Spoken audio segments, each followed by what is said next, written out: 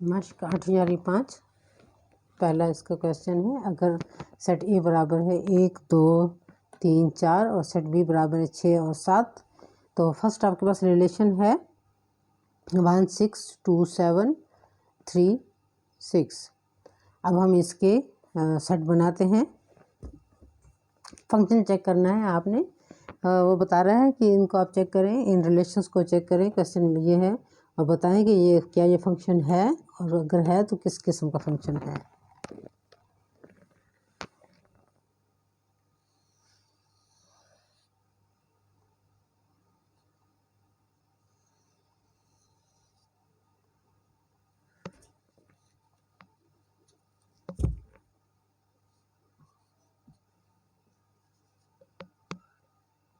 Set ए आपने लिख लिया 1 2 3 4, उसके एलिमेंट्स लिख लिया। सेट बी लिख लिया 6 और 7।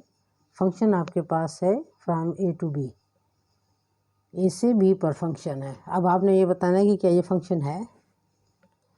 तो उसके लिए हम चेक करते हैं, ये सारे बना लेते हैं रिलेशन 1 6 2 7 3 6। अब आसान सी बात है कि फंक्शन के लिए हमारे पास सबसे पहली जो कंडीशन ये है कि domain of F is equal to A. Domain of F is equal to A, ये होना चाहिए लाजमी हमारे पास।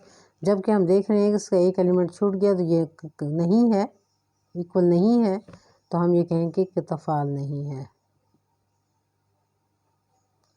या ये R1, बल्कि इसको R1 ही कहें, एफ ना कहें। R1 तफाल नहीं है।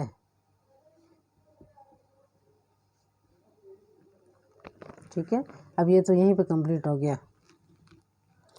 अब हम बात करते हैं R2 की।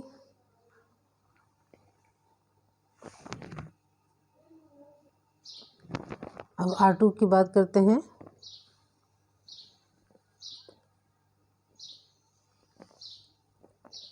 ए और बी एक एलिमेंट्स लिख लेते हैं 1 2 3 4। बी के एलिमेंट्स हैं 6 और 7। R2 चेक करना है कि ये जो सनाई रब्त है क्या ये फंक्शन भी है। 1 6 2 6 3 7 और 4 7। अब इसको देखने के बाद बहुत अच्छे तरीके से आप समझ जाते हैं कि ये सारे एलिमेंट कवर हो रहे हैं। ये इसके सारे एलिमेंट्स यहाँ पे कवर हो गए, कोई एलिमेंट यहाँ पे रह नहीं गया।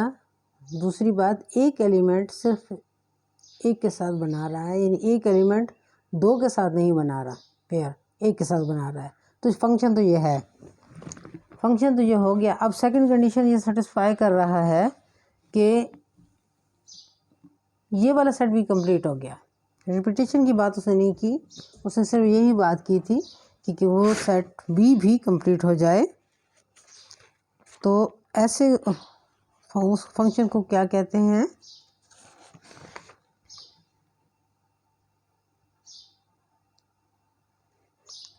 ऐसे को ऑनटू फंक्शन कहते हैं, जिसमें range of R2 is equal to B. It means कि ये आपके पास ऑनटू फंक्शन है, यानी परतफाल। R2 पार्ट्स हो गए।